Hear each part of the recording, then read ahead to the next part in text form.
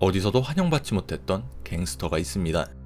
같은 범죄자들마저도 그와 손잡기를 꺼렸죠. 아동 살해자, 미친 개, 이런 추악한 별명들이 그의 삶을 대변합니다. 그의 이름은 빈센트 콜. 훗날 매드독이라고 불리게 되는 그는 1908년 아일랜드 도니골 지방의 작은 마을 그위도어에서 태어났습니다. 이곳은 아름다운 풍경을 자랑하는 마을이었지만 기회와 일자리는 턱없이 부족했어요. 가장 주목받는 사업은 이민 사업이었죠. 빈센트 콜이 태어나고 1년 뒤 그의 가족은 더 나은 삶을 찾아 미국으로 이민을 떠납니다. 뉴욕 브롱스의 좁은 집에서 대가족이 모여 살았는데 그곳에서의 삶은 녹록지 않았습니다. 거리에선 범죄가 만연했고 부모님의 봉급은 대가족을 먹여 살리기에 턱없이 모자랐습니다. 그나마 공기는 좋았던 그위도어에서의 삶보다 나아진 게 별로 없었죠. 가난과 열악한 환경 속에서 콜은 어머니와 여러 형제를 병으로 잃었고 아버지마저 남은 형제를 버리고 집을 떠났습니다. 콜은 가톨릭교회에서 운영하는 고아원에 보내졌지만 여기서 자주 말썽을 일으키고 탈출을 시도했어요. 고아원과 학교를 벗어난 콜은 뉴욕에서 이름난 고퍼갱단에 합류했습니다. 그는 교과서에선 흥미를 느끼진 못했지만 범죄 기술은 빠르게 익혔습니다. 10대 중반의 나이에 노점상들에게 보호비를 요구했고 저항하는 이들에게는 잔인하게 보복했습니다. 탑클래스 비행소년이었죠. 1926년 8월 온갖 범죄를 저지르던 빈센트 콜은 뉴욕주 엘미라에 있는 청소년 교정센터에 수감되었습니다. 표면상 소년범들을 인도적으로 재교육하는 시설이었지만 실제로는 지옥과도 같았습니다. 수감자들은 서로를 때리고 범했으며 간수들은 가혹한 고문을 일삼았습니다. 콜은 그곳에서 더 많은 범죄 기술을 배워 사회에 방생됐어요.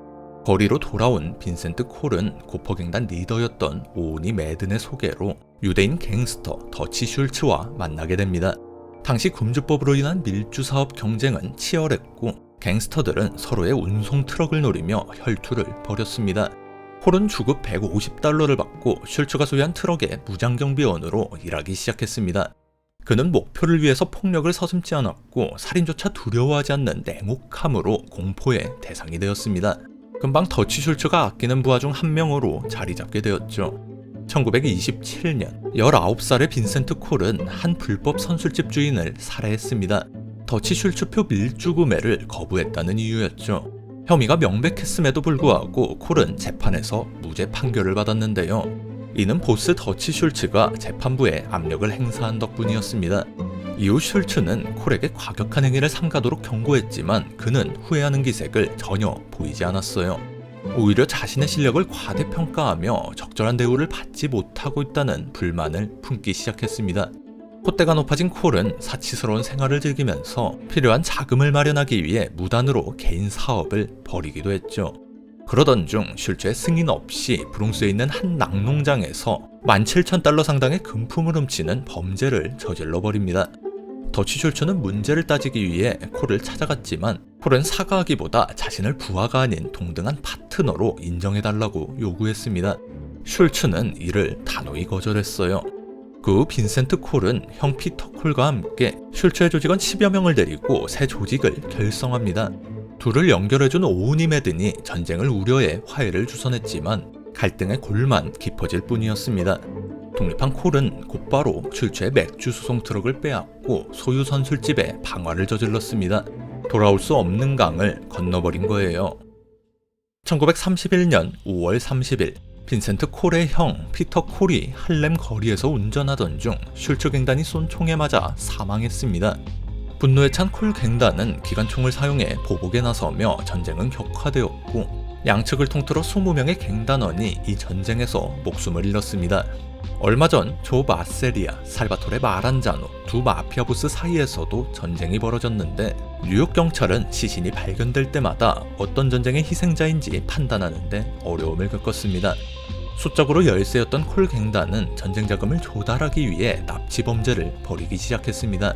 그들은 납치 표적을 신중하게 선정했어요. 첫 번째 표적은 라이벌 갱스터들이었습니다. 이들이 지불하는 몸값은 대부분 불법 소득으로 이를 국세청에 소명하는 일은 상당히 골치 아팠기 때문에 경찰에 신고를 거렸습니다. 두 번째 표적은 연예인과 사업가들이었습니다. 그 중에서도 심약한 사람들을 주로 노렸죠. 이들은 경찰에 신고할 경우 갱단의 살해 대상이 될지도 모른다는 두려움 때문에 피해 사실을 철저히 숨겼습니다. 빈센트 콜은 나치 범죄로 어떠한 처벌도 받지 않았고 많은 돈을 벌어들였어요. 더러운 범죄 수법에서 알 수 있듯이 콜은 결코 인기 있는 인물은 아니었습니다. 반면에 더치 슐츠를 비롯한 라이벌 갱스터들은 언론을 잘 구슬려 멋진 사업가로 대중에게 알려져 있었습니다. 콜 역시 그런 이미지를 만들기 위해 비싼 정장과 모자에 투자하고 부하들에게도 잘 꾸미고 다니라고 명령했어요. 훤칠한 키와 타고난 자신감을 가진 콜은 어느 정도 대중의 관심을 끌었지만 그의 갱단은 이미 잔인함으로 악명이 높았기 때문에 이미지를 개선하기는 역부족이었습니다. 같은 아일랜드계 이민자들을 위한 자선 행사를 벌이기도 했지만 행사에서 그와 대화를 나눈 모든 사람은 두려움과 불신을 숨기지 않았습니다. 1931년 7월 28일 빈센트 콜의 이미지를 완전히 나락으로 떨어뜨리는 사건이 발생합니다. 이날 더치 슐츠의 부하 밀수꾼 조셉 라우가 한 사교 클럽 주변을 거닐고 있었는데 공교롭게도 몇 명의 아이들이 그 주변에서 놀고 있었어요. 일설에 따르면 조셉 라우가 콜갱단이 자기 목숨을 노린다는 정보를 입수하고 거리의 가난한 아이들에게 돈을 뿌리며 그들을 방패로 이용했다고도 전해지는데요. 그런 상황에서 주변에 한 차량이 멈춰서더니 라우와 경호원 2명을 향해 기관총을 난사했습니다. 라우는 필사적으로 몸을 던져 목숨을 건졌으나 주변에 있던 무고한 아이 4명이 크게 다쳤고 그중 5살 꼬마 마이클 벤젤리가 목숨을 잃었습니다. 이 사건이 신문에 보도되자 분노한 뉴욕 시민들은 빈센트 콜을 베이비 킬러라고 비난했습니다. 뉴욕시장 지미 워커는 그에게 매드독이라는 영원히 남을 별명을 붙였죠. 여론이 악화되고 경찰 수사가 시작되자 매드독 콜은 머리를 염색하고 수염을 길러 자취를 감췄어요. 빈센트 콜은 도주 중 또 다른 악명 높은 아일랜드계 갱스터 잭 렉스 다이아몬드에게 접근해 동맹을 맺으려 했습니다. 그는 뉴욕 밖에서 밀주를 유통하는 합작 사업을 제안하며 큰 돈을 벌 수 있다고 설득했지만 다이아몬드는 그 제안을 거절했습니다. 한때 콜이 자신의 목숨을 노린 적이 있었기 때문이죠. 렉스 다이아몬드 역시 잦은 배신과 돌발 행동으로 지하세계 대표 아웃사이더였지만 화려한 쇼맨십과 스타성 덕분에 최소한 대중의 인기는 얻고 있었습니다. 반면 빈센트 콜은 어느 사람도 상종을 꺼리는 인물이었어요. 상황이 이 지경에 이르자 콜은 이익만 된다면 뭐든지 한다는 자신의 추악한 명성을 이용하기로 합니다. 마침 마피아 전쟁에서 승리해 최고 위치에 오른 보스 살바토레 마란자노가 잔혹한 집행자를 필요로 하고 있었습니다. 마란자노는 자신의 집권을 도왔지만 불편한 관계에 있던 2인자 찰스 루치아노를 제거할 필요가 있다고 판단했습니다. 그는 악명 높은 매드독 콜을 고용해 그 제거 임무를 맡겼어요. 하지만 광범위한 정보망을 가진 루치아노는 이 사실을 금방 눈치챘고 역으로 마란자노 암살 계획을 세웠습니다. 1931년 9월 10일 마란자노는 루치아노를 자신의 사무실로 불러들였는데요. 자신을 살해할 목적임을 확신한 루치아노는 미리 훈련시켜둔 암살자들을 국세청 요원으로 위장시켜 마란자노의 사무실로 보냈습니다. 정부 요원을 사칭한 이들에 의해 마란자노의 경호원들은 자연스럽게 무장 해제되었고 암살자들은 무방비 상태의 마란자노를 칼로 여러 번 찌른 후 총으로 마무리했습니다. 암살자들이 임무를 끝내고 사무실을 떠날 때 마침 마란자노에게 호출을 받고 찾아온 빈센트 콜과 마주치게 됩니다. 일촉즉발의 상황이었지만 콜은 재빨리 사태를 판단해 그들과 충돌하지 않고 마란자노에게 받은 선수금만 챙겨 달아났죠. 1931년 10월 4일 뉴욕 경찰은 브롱스의 한 호텔에서 빈센트 콜을 아동 살해 혐의로 체포했습니다. 재판은 2달 뒤에 시작되었는데 콜은 유명 변호사 사무엘 라이보비츠를 고용해 재판을 유리하게 이끌어갔습니다. 반면에 사법당국이 가진 무기는 허술한 증인 1명뿐이었죠. 빈센트 콜은 이렇게 주장했습니다. 그때 나는 현장에서 몇 마일 떨어진 곳에 있었고 적들이 나에게 누명을 씌웠다. 아이를 죽인 사람은 내가 아니다. 아이를 죽인 놈의 목을 끊어주고 싶은 심정이다. 사건 현장에서 콜의 얼굴을 봤다는 유일한 목격자 조지 브레이트는 범죄와 정신병 이력 그리고 다른 재판에서 위증을 저지른 전력이 밝혀졌습니다. 그의 증언은 신빙성을 잃었고 결국 빈센트 콜은 무죄를 선고받았습니다. 빈센트 콜이 분별력 있는 인물이었다면 풀려난 직후 뉴욕에서 떠나 한적한 곳으로 몸을 피했을 것입니다. 비슷한 처지였던 렉스 다이아몬드가 뉴욕 중심부에서 밀려났음에도 계속 주변을 기웃거리다 최근 살해되었기 때문이죠. 이 사건에서 콜은 무언가를 배웠어야 했습니다. 하지만 그는 패션 디자이너 로티 크라이스버거와 화려한 결혼식을 올리고 사치스러운 생활을 이어갔습니다. 곧 돈이 떨어지자 다시 납치 범죄를 벌이기 시작했어요. 오은이 매든과 같은 거물급 갱스터의 부하들이 희생양이 되었죠. 더치 슐츠와 오은이 매든은 빈센트 콜의 목에 $50,000 현상금을 걸었습니다. 슐츠는 브롱스의 경찰서를 당당히 찾아가 콜을 죽인 자에게 웨스트체스터에 있는 저택을 주겠다고 제안하기도 했습니다. 매든은 도시 곳곳에 정보원을 심어 콜의 움직임을 파악했죠. 1932년 2월 1일 매든은 콜과 그의 갱단원들이 브롱스의 한 아파트로 들어가는 모습이 목격됐다는 소식을 듣고 곧바로 기관총으로 무장한 3명의 히트맨을 파견했습니다. 이들은 아파트에 난입해 무차별로 기관총을 난사했고 콜의 수하 2명과 무고한 여성 1명이 그 자리에서 목숨을 잃었어요. 하지만 콜과 아내 로티는 그곳에 아주 잠깐 머물다가 뒷문으로 빠져나간 상태였습니다. 이 사건에서만큼은 빈센트 콜 측이 피해자라고 할 수 있지만 그를 잡아넣어야 한다는 여론이 들끓었습니다.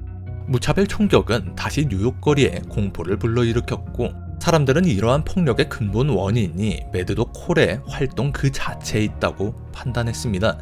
습격이 벌어진 지 일주일 뒤인 2월 8일 빈센트 콜은 아내와 함께 오니 매든을 대상으로 한 범죄를 모의했습니다.